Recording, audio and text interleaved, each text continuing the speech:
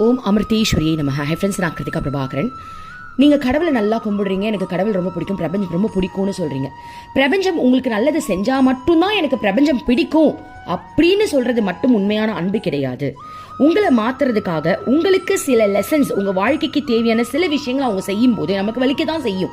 அது வலிச்சாலும் சரி, எனக்கு நல்லதுக்காக தான் நீ செய்கிற அப்படின்றத எடுத்துக்கிட்டு அப்பையும் நீ பிரபஞ்சத்தை லவ் பண்ணும்போது தான் உத்தமமான அன்பு வெளியே வர்றதுனால உனக்கு நிறைய நல்லது நடக்கும்னு சொல்றாங்க.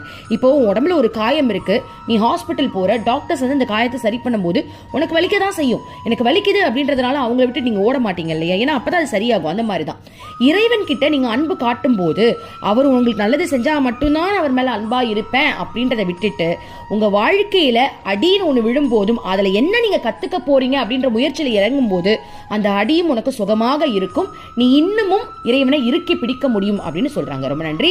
Thank you universe.